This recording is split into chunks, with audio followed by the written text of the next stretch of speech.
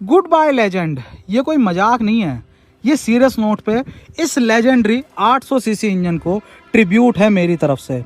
40 साल हो चुके हैं इसे पूरे। 1983 में 1983 में लॉन्च हुआ था, जो कि मारुति 800 नाम से था।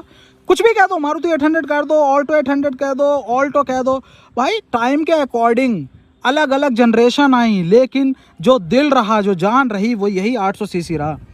F8D चौथी जनरेशन इसकी चल रही थी, 4 बार ये अपग्रेड हो चुका है। एमिशन नॉर्म्स का कोई डंडा पहली बार नहीं हो रहा, लेकिन इस बार कंपनी ने सोचा कि बस बहुत हो गया, अब आगे जो भी काम होना है वो मिनिमम 1000 सीसी पर ही रहेगा। 40 साल ड्यूटी करी है इस इंजन ने।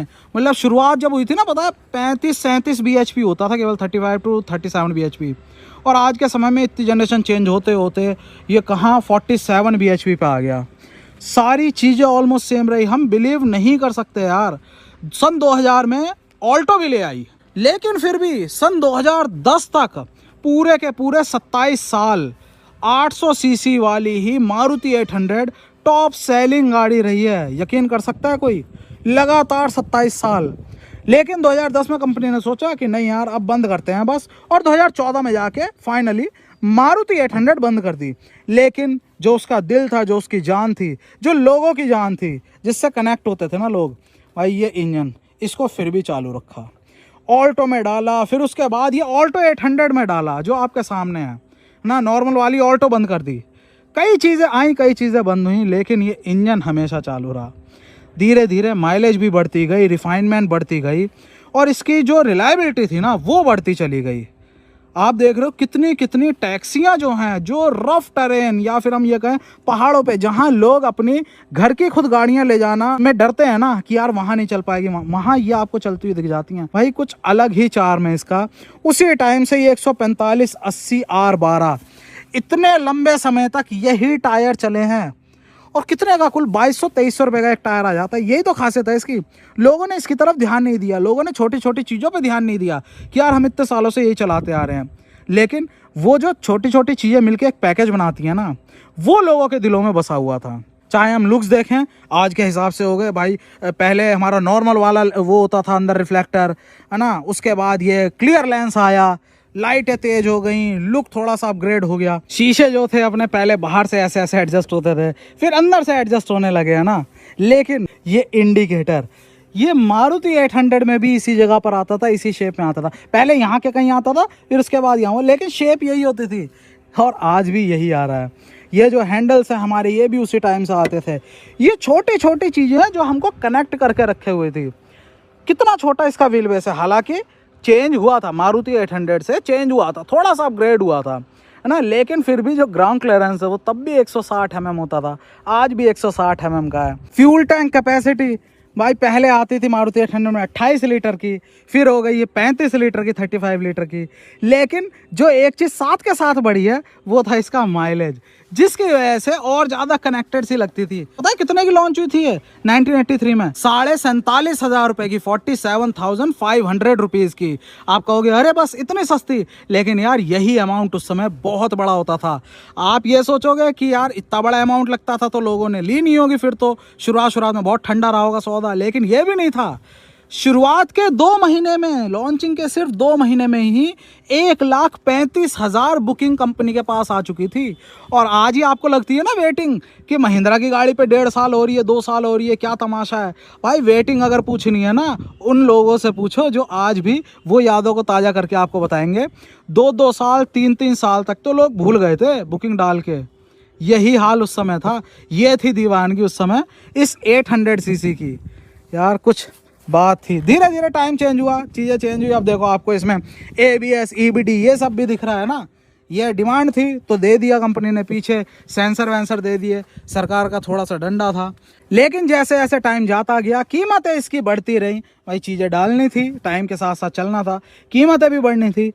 लोगों का भरोसा नहीं टूटा, लोगों ने ये चीज़ नहीं बोली एक बार भी कि नहीं यार अब नहीं लेनी हमने ये। चाहे 800 की बात करें, मारुति 800 की, वो अपने टॉप सेलिंग लिस्ट में रही। चाहे हम बात करें फिर ऑल्टो की, जब से ऑल्टो आई, ऑल्टो सन 2000 में लॉन्च हो गई थी, उसके बाद फिर वो गद्दी, मोस्ट सेलिंग कार वाली गद्दी ले ली फिर इसने ऑल्टो ने। भाई अब तक 45 लाख से ऊपर ऑल्टो बिक चुकी हैं, अपने आप में रिकॉर्ड है। अब मैं ऑल्टो कह रहा हूँ, मारुति कह रहा हूँ, लेकिन दोनों चीज़ें साथ साथ क्यों चल रही हैं पता है? इस इंजन की वजह से। वो जो साथ में 800 सीसी का दिल धड़क रहा है ना, उसकी वजह से।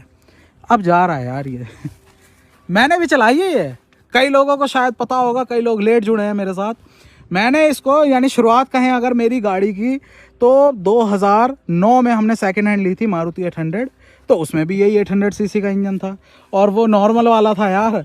मतलब वो मॉडल पता है कौन सा था? 97 मॉडल था, जिसमें एफ आई कुछ नहीं होता था, कार्बोरेटर वाला इंजन था। अलग से यहाँ पर गोल सा वो रखा रहता था जिसमें फिल्टर होता था, है ना, वो भी अलग चीज़ थी।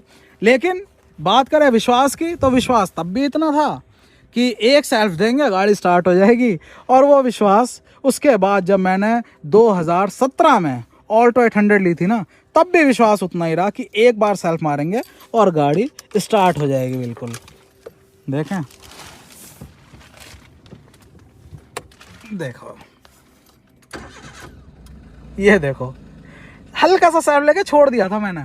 कुछ है यार, ये आज का स्वरूप है इसका, है ना। लग रहा है कि थोड़ा सा अपग्रेडेड गाड़ी है, लेकिन छोटी छोटी चीज़ें ये देख रहे हो, बहुत सालों से चलता हुआ आ रहा है ये। यही तो मैं कह रहा हूँ, कई कई ऐसी ऐसी चीज़ें हैं आपको वो कनेक्टेड फील करवाती हैं। आप ये देख रहे हो, ये अपनी डंडियाँ सी, ये उसी टाइम से चलती आ रही हैं, ये मारुति 800 के टाइम से चलती आ रही हैं। बहुत ऐसे एलिमेंट हैं जो आपको याद दिलाते रहेंगे कि आपकी वही ये गाड़ी है, बस थोड़ा सा पैसे बढ़ गए हैं, बस थोड़ा सा टाइम बदल गया है, और जो चीज़ सेम है वो है ये इंजन। ये देखो यार, कितनी प्यारी ट्यूनिंग है। लेकिन मैं ये नहीं कहूँगा भाई, मैं ये नहीं कहूँगा कि कंपनी मत करो बंदी से, या ऐसा करो वैसा करो। मैं नहीं कहूँगा, कंपनी का डिसीजन है, करने हैं बंद, हाँ कर दो। क्योंकि रीज़न जो है वो है पॉल्यूशन का, वो है प्रदूषण का, वो है वातावरण का, ना। तो इसीलिए ज़्यादा, जितने ज़्यादा ऑप्शन रहेंगे उतने ही ज़्यादा भाई आप जानते हो R&D में पैसे खर्च होंगे, और उतना ही ज़्यादा फिर लोड किस पे आएगा? पब्लिक पर ही तो ट्रांसफ़र होता है। अब कंपनी का डिसीजन है बंद करना, कोई बात नहीं, बंद कर दो। लेकिन जो इसकी गद्दी अब संभालेगी वो है ऑल्टो K10। अब K10 नाम दोबारा से लॉन्च हुई है, वो आप देख ही रहे हो। K10 नाम लग रहा है, मतलब क्या है? हाँ, 800 सीसी ख़त्म, 1000 सीसी वही रहेगा। और ये मत सोचना अब कि यार इसको ही क्या हो गया मारुति को, अपनी जो रेनो की आ रही है क्विड, वो भी तो 800 सीसी में आ रही है ना। उन्होंने तो अपग्रेड कर लिया, तो ऐसा नहीं है भाई, उन्होंने भी अपग्रेड नहीं करा है, वो भी बंद हो रहा है। 800 सीसी इंजन का दी एंड हो रहा है अब, सीधी बात है। 3 ही आते थे केवल, ज़्यादा था क्या? हमारे पास ये ऑल्टो थी, हमारे पास क्विड थी, और हमारे पास एक वो आती थी, क्या कहते हैं, रेडिगो। रेडिगो पहले ही बंद हो गई, और बचे थे 2। अब दोनों ये भी जा रहे हैं मार्च तक। हम खुश हों या फिर हम दुखी हों कि यार हम उस एरा में हैं जब हमने बहुत से मतलब ऐसे चेंजेस देखे हैं जो विश्वास नहीं होते, वो वाली चीज़ें देखी हैं, और अब उनमें से ये भी एक ही है। मतलब ऐसा मन कर रहा है कि यार इसे देखते रहे। बहुत लोगों को लग रहा होगा कि यार खामा टाइम पास कर रहा है, क्या है। लेकिन जो थोड़े से मैच्योर हो जाते हैं ना लोग, भाई उन्हें ये चीज़, ये फीलिंग ना, ये समझ में आएगी। शिकायत नहीं करी कभी इसमें किसी ने कि भाई स्पेस कम है। आजकल की भाई सोनेट हुई, वेन्यू हुई, 12-12, 14-14 लाख रुपए की गाड़ियाँ आ रही हैं। इवन मैंने तो टाइगुन का भी देख लिया, है ना, कि पीछे स्पेस कम है, 22 लाख रुपए का आ रहा है उसका मॉडल। उसमें लोगों ने शिकायतें करी हैं, लेकिन इसमें शिकायत ही नहीं करी। जो इसको लेने वाला था और जो इसमें बैठने वाले थे ना, वो शिकायत करने वाले लोग नहीं हैं। वो लोग हैं बस हर चीज़ में छोटी सी खुशी ढूंढने वाले, और कहीं ना कहीं जो सेटिस्फैक्शन मोड है ना, उसको सबसे ऊपर रखने वाले। कैसे मेहनत से ख़रीदी है, वो शिकायतें करने के लिए थोड़ी ख़रीदी उन्होंने।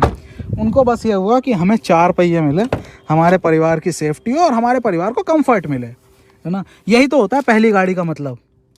देखो, कौन कहता था इसमें लेग रूम कम है? कभी सुना है किसी से अंडर थाई सपोर्ट कम है, लेग रूम कम है, कंपनी क्या कर रही है? किसी के मुंह से आपने नहीं सुना होगा।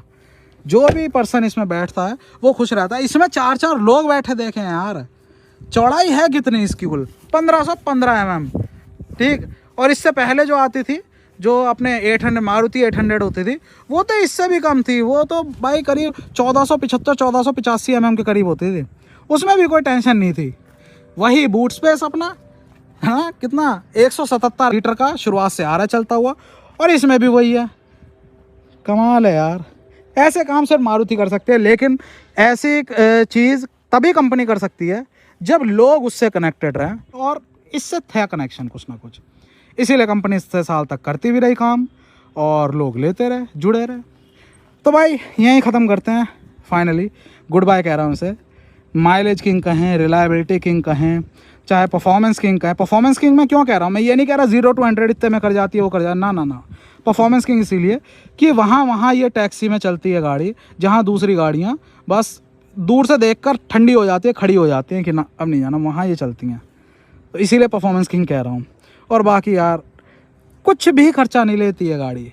कितने लोग ऐसे हैं सिर्फ इंजन ऑयल चेंज करते रहते हैं, है ना, और बस गाड़ी चलाते रहते हैं टेंशन फ्री होकर। चलो यार बातें बहुत है करने को, लेकिन बोर हो जाएंगे बहुत से लोग। चलो वीडियो करते हैं and finally good bye legend. जय हिंद।